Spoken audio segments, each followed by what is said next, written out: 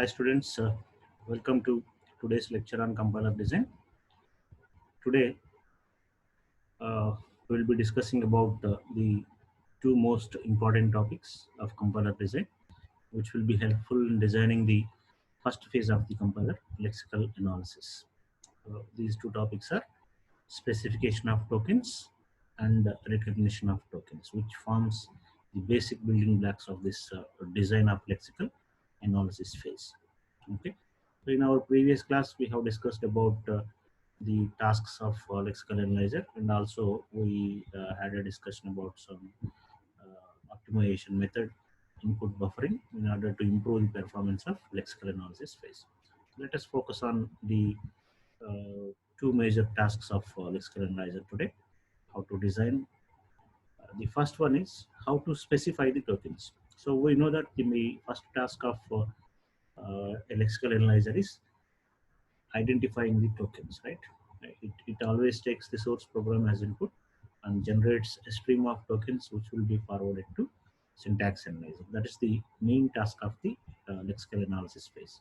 But then we need to think about how the lexical analyzer knows the tokens of a particular language.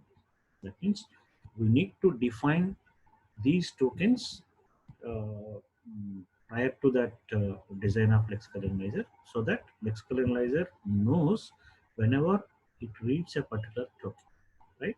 So it involves two steps. First thing is you need to specify the tokens, and then with the help of a recognizer, the lexical analyzer identifies the corresponding tokens which were specified.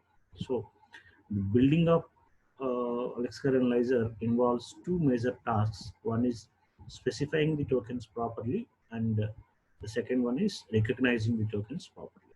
If these two tasks are properly implemented, then we can say that lexical analyzer works properly, right?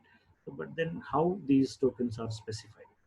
To specify the tokens, we use a well-known concept called as regular expressions, which probably you learned in your previous semester uh, in formal languages and automata theory. Okay, but still, I will explain the basic concepts underlying these regular expressions a bit quicker now. The first thing you need to know is a few definitions related to regular expressions. The first one is alphabet. Alphabet can be any symbol, any set of symbols that defines the character set of a particular language. Okay, and then string is a sequence, a finite sequence of symbols which were taken from this alphabet. Uh, then it is called as a string. Okay, and a language is a collection of strings which are uh, selected, which are taken uh, from the corresponding alphabet. Okay, so alphabet is a finite set of symbols. String is a finite sequence of symbols taken from the alphabet. Language is the set of strings taken from the alphabet. So these are the basic definitions. And then a few more things we need to understand. What is the prefix of a string? So prefix of a string is any string obtained by removing zero or more symbols from the end of S. Okay. So for example, if you consider this banana, this is the string, then without removing any symbol, you will get banana, which is a prefix. If you remove one symbol from the end, that is A, then you will get BANAN, banana. That is another prefix. If you remove two symbols, then you will get BANA, another prefix. If you remove three symbols, you will get BAN, another prefix. If you remove four symbols from the end, then you will get BA, and then you will get B, and then if you remove all the symbols, you will get epsilon, an empty string. Okay. So some of the prefixes that I have mentioned now are listed over here. BAN is a valid prefix. Banana is a valid prefix, and epsilon is a valid prefix. If you remove all the symbols, you will get this empty string. If you do not remove any single symbol from the string, then you will get the entire string. And if you remove three symbols, you will get BAN. Okay, that is prefix. And suffix is quite opposite to prefix.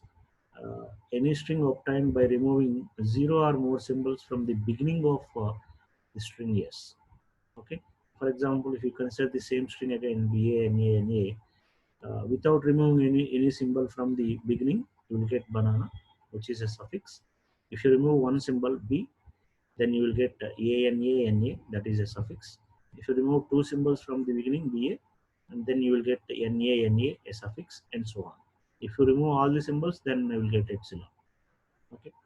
Then substring is obtained by deleting any prefix or any suffix from the string. Yes, anything, all the prefixes and suffixes comes under substring. Okay, or you can define it like this: if a string is contained in another string, then we say that the first string is a substring of that second string. Okay, you can get any combination of substrings from a particular string. For example, you can remove b and also you can remove a, then you will get an, that is a substring. If you remove ba only, then you will get na, which is a substring. If you remove three symbols from the beginning, one symbol from the end, you will get an, that is also a substring. So any combination of deleting prefix and suffix will get you a substring of the original string. Okay. Then you need to understand what are proper prefixes, proper suffixes, and proper substrings. So except that original string, except the original string, all the prefixes, suffixes, and substrings are treated as proper prefixes and suffixes. Okay, uh, that means the proper prefix is a prefix which is not same as the original string.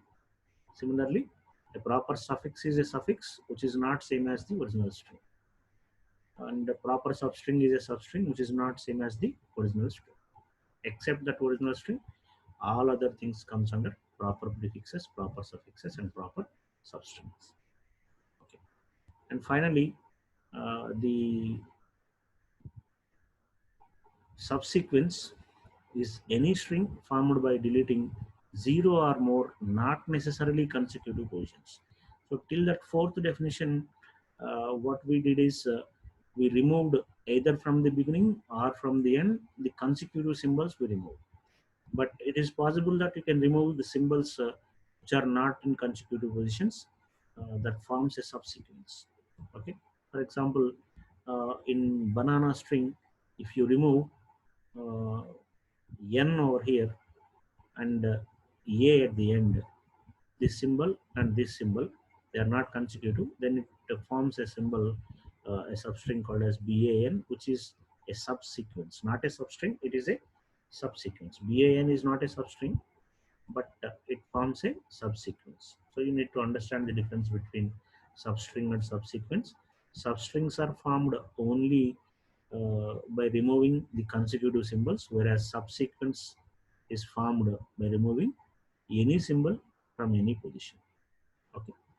So with this basic things, now let us understand how to write, how to develop the regular expressions for the tokens of a particular language, so that we can specify every token of the language with the help of regular expressions. Then, what is a regular expression? Regular expression is actually a way of expressing the finite languages with the help of a finite set of symbols, by using the matching patterns which are used in the corresponding language. Okay, so simply saying, regular expression is any algebraic expression which is expressed with the set of symbols used in the language. Okay, and the grammar defined by these regular expressions is called as regular grammar, and the language identified by the regular expressions are called as regular language. You all learned these topics in your previous semester. I hope you remember all these definitions. Okay, and why we use these regular expressions? These regular expressions are basically used for specifying the patterns in order to match them with a token. Okay, that means regular expressions are basically used for specifying the tokens. They represent tokens. Okay, so for token specification, we use regular expressions. That is what it is saying here. Okay, and regular expressions are actually defined with the help of a recursive definition. You all learned that definition in your previous semester. It involves three operations. One is union operation, another one is concatenation operation, and the third one is clean closure operation. Along with these three, there is one more operation involved, positive closure, which is represented by plus. Okay, so union operation is represented using union symbol or a pipe symbol, which says that union of any two languages L and M is written as L union M is equal to S or T, assuming that S is from L and T is from M. Okay. Concatenation of two languages is written as L followed by M or L dot M, uh, which specifies that S followed by T or S dot T, saying that S is from the language L and T is from the language M. And the clean closure of any language L is written as L star, which represents this information, zero or more occurrences of language L. Language L may contain any symbol. Zero or more occurrence of the symbols from the language L is treated as clean closure. That zero or more includes that epsilon also. Zero means epsilon also. Okay. So these are the three operations. And the notations, union is represented by a pipe symbol. If R is a regular expression and S is a regular expression, then R union S is represented by R type S. Concatenation is represented by R followed by S or R dot S. You can use any of them, which represents concatenation operation. Clean closure is represented by star. Okay. And coming to this precedence and associativity rules, all the three operators, the clean closure, concatenation, and pipe symbol, that is union operation, are left associative operations. That means the validation is from left to right only. And coming to the precedence, star has the highest precedence level. So in an algebraic expression which represents a regular expression, star will be evaluated first. You consider it as highest precedence, and then second highest precedence is given to the concatenation operation, and then third highest precedence level is given to pipe sign, which is having the lowest precedence of all. If at all your regular expressions involves positive concatenation, that is positive closure plus, then it gets the second highest precedence, and concatenation goes to third highest precedence. Okay, so star has the highest precedence. Similarly, plus has the second highest precedence, concatenation third, and the pipe union operation is having the lowest precedence operation. Let us understand some notations used in regular expressions. X star means that zero or more occurrences of X. That means epsilon or X or XX or XXX and so on. That is the meaning. X plus means that one or more occurrences of X. That means X, XX, so on. So X plus positive closure does not contain the epsilon symbol. X question mark means that zero or one occurrence. Zero or one occurrence. That means at most one occurrence of X. Either X is present or may not present. That's it. It can generate either X or epsilon. Okay, so you can remember it as zero or more occurrences of X. Okay, then this notation A to Z, A hyphen Z, means that all the lowercase alphabets starting from A to Z. And if you write them in capital letters, it means all the uppercase alphabets of English language.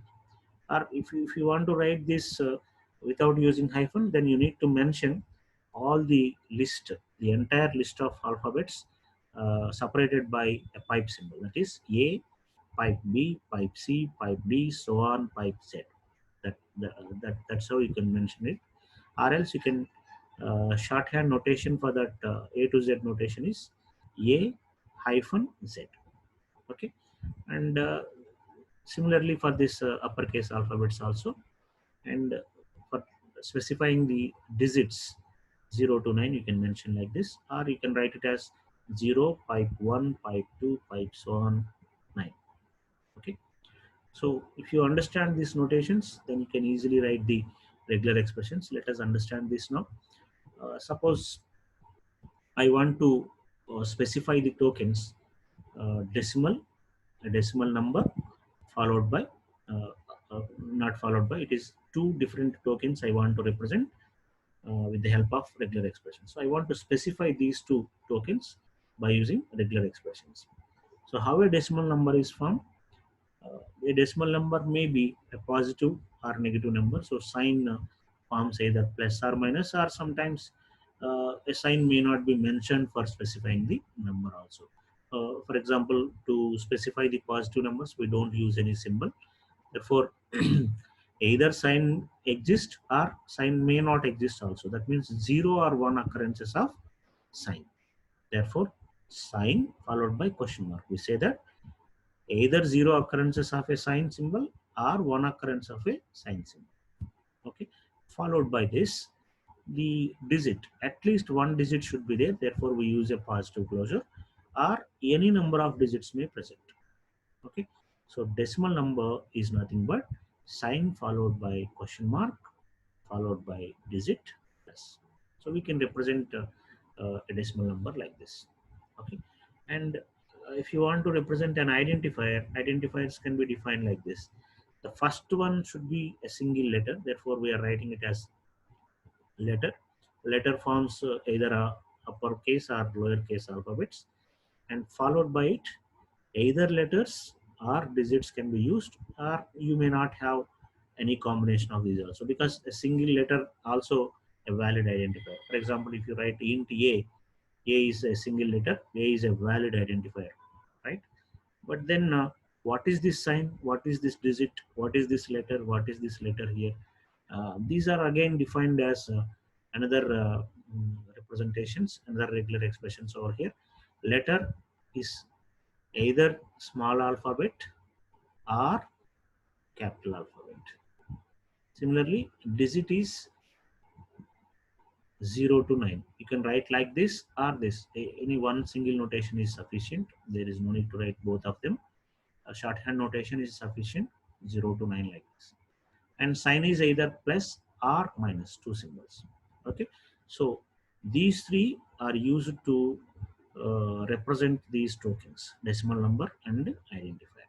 Okay. So sign is either plus or minus, one occurrence of plus or minus over here, followed by digit means any of these digits, one or more occurrences of these digits.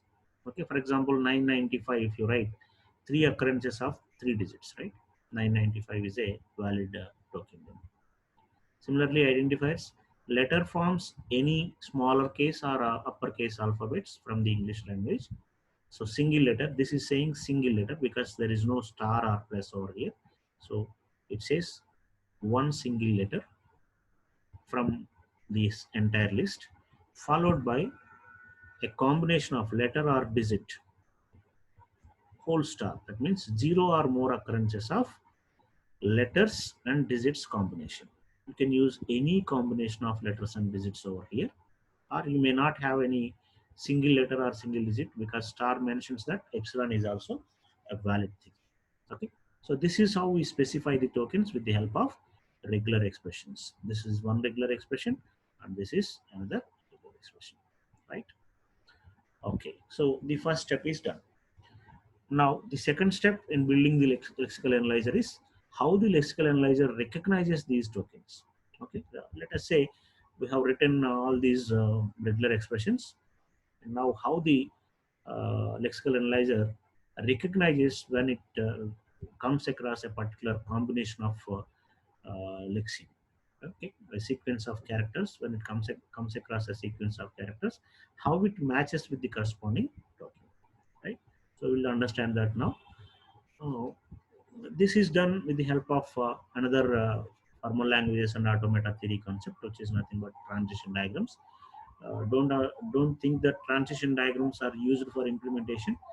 Transition diagrams are helpful in representing that implementation uh, as an intermediate representation. So what we do is we represent the solution or the recognizer with the help of a transition diagram, and then we convert this transition diagram into an actual implementation of the token recognizer. Okay, so let us understand how these transition diagrams are built. So let us recap. You know how to build the transition diagrams. You learned this in flat. Let us recap what a transition diagram consists of. It consists of a set of states which are represented as circles or nodes, and then these states are connected with edges, uh, and these edges will be containing some labeled symbols.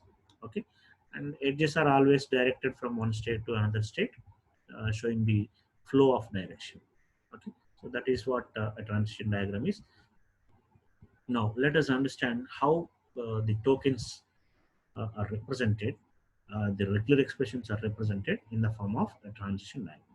For our understanding purpose, let us consider one of these tokens. Say this is the token RELOP, which says that relational operators. Relational operators are these many, either less than or greater than or less than or equal to or greater than or equal to or equal to or not equal to. Okay, actually this notation is not in C language. This is actually in Fortran or the earlier languages, because the single equal to is a comparison operator in the earlier languages before C, and this less than greater than symbol represents not equal to the earlier languages before C. Okay, so I want to represent this regular expression in the form of a transition diagram, so that I can convert it into a program which implements the language recognition. Okay, let us start. Initially, we begin the transition diagram with the zeroth state.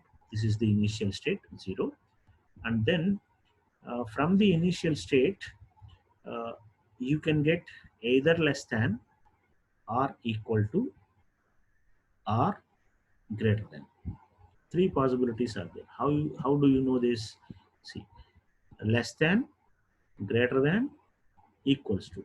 These three are the basic operations, and then these three are formed from the three basic operations, right?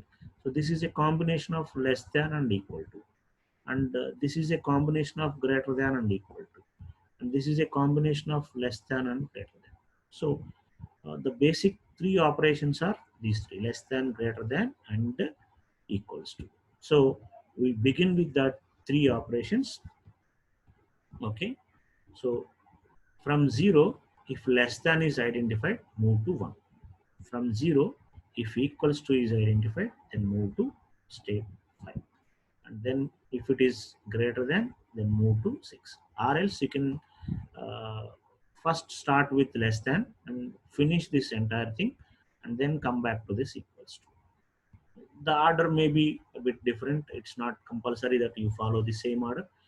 You can start with greater than at the beginning, and then you can start with less than, and at the end you can use equals to. That is user's perspective. You can design in any way, but the thing is you need to define these three operations from the initial state, because they form the basic operations, right? And then if it is less than symbol, then you will reach the state 1, and from 1 the possibilities are you may get a equals to operation. Then what does it mean? It is a relational operator saying that it is less than or equal to LE. So if you reach the statement, if you reach the state 2, which is a final state, then you will return the corresponding token as relational operator comma LE, less than or equal to. Okay, or if from 1 greater than symbol is identified, it means it is not equals NE. So it is also relational operation showing that uh, not equals to. Okay, so you will return that. If other than these two symbols are identified after less than, then it means it is not going to be uh, a valid operation here. But then from here, it will return the relational operator as less than, because less than followed by some other symbol, that some other symbol may be some identifier.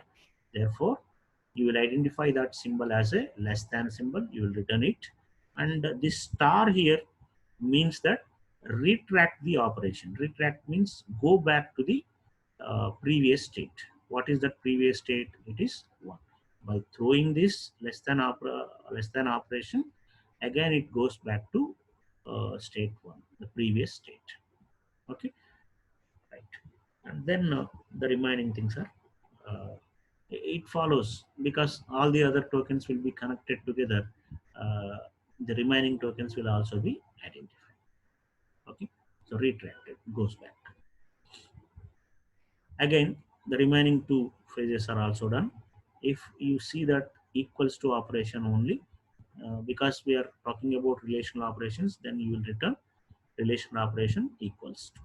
If it is greater than, then followed by it, if you see equals to, it returns relational operator greater than or equal to.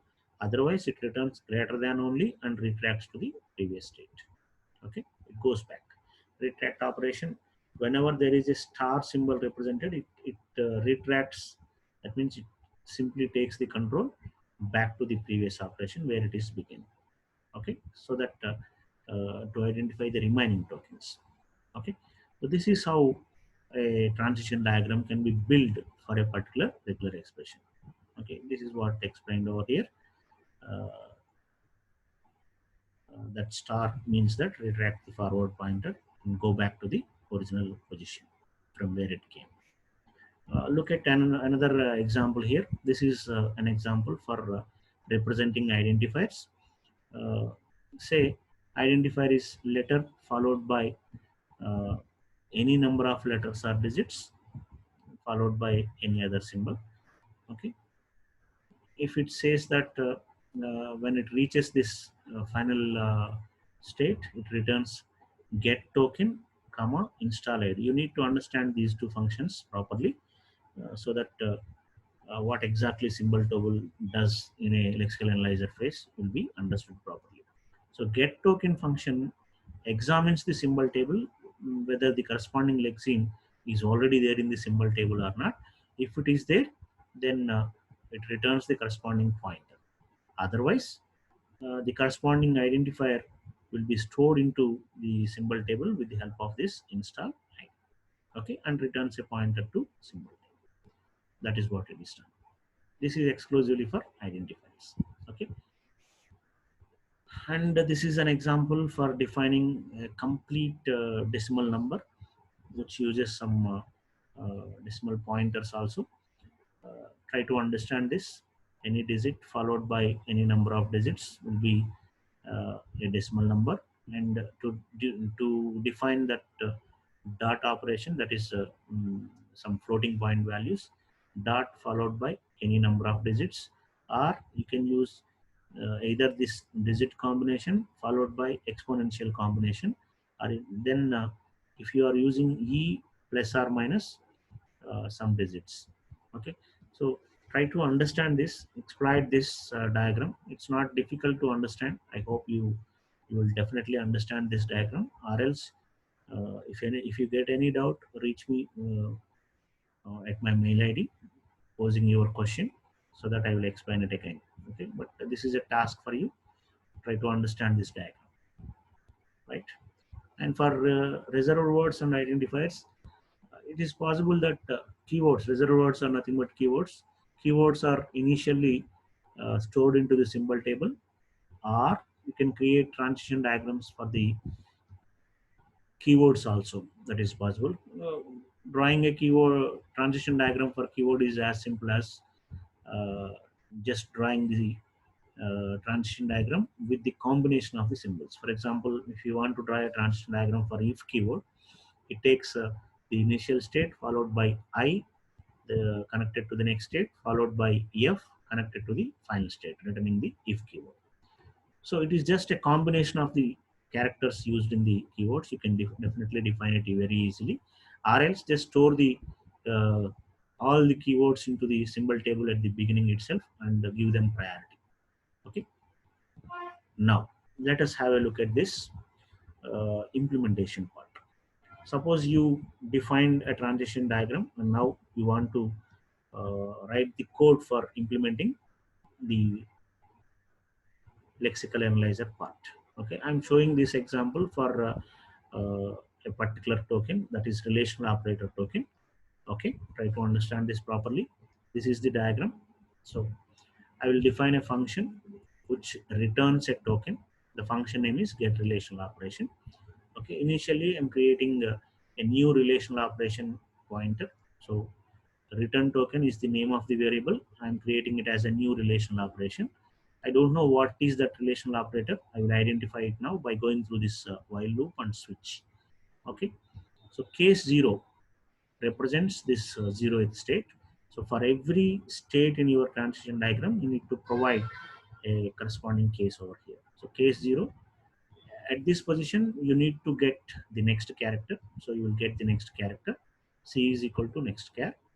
If that C is less than, then move to state is 1. You are saying this. If that C is equals to, then move to state 5. If that C is greater than, then move to state 6. If that C is not any of these, then it's not going to be a relational operator, and fail. Says fail and break. Okay, right. So based on this, you will move based on the character read. You will move to either 1 or 5 or 6. Okay, and then let us say uh, the symbol is less than or equal to. Okay, so you must have reached 1, right? So case 1, okay. It is not defined over here. Let us take case 8. What is case 8 here? Greater than operation. Okay, let us use this. So suppose you read greater than, so you will come to state 6 here. If that character is greater than, then you will come to state 6. And then after state 6, if you read a character, the next character uh, equals to, then you will return relational operator comma greater than or equals to. Okay, this will be defined for 6. This will be defined for state 6. Case 6 is also not written over here.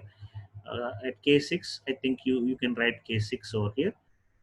Read the next character by using some C is equal to next char. If that character is equals to, then you will move to state 7. Otherwise, you will simply write fail. Okay, so equals to says that return the relational operator G. Suppose if you reach here after greater than, you reach 6. After from 6 you reach 8 by reading any other symbol other than equals to, then what will be returned? Return relational operator GT, saying that greater than symbol, that is return token dot attribute is equal to GT. That means you are defining that token as greater than symbol and return that token. Okay, similarly you have to write all these cases for returning all these relational operations. So case 7 returns GE, case 4 returns LT, case 5 returns EQ, case 3 returns NE, case 2 returns LE, just like this. Okay, and whenever there is a star, you need to write this retract operation so that it goes back from the function. Okay, so this is how it can be implemented. So by using this code, the lexical analyzer recognizes a particular token as a valid token in the corresponding program. Okay,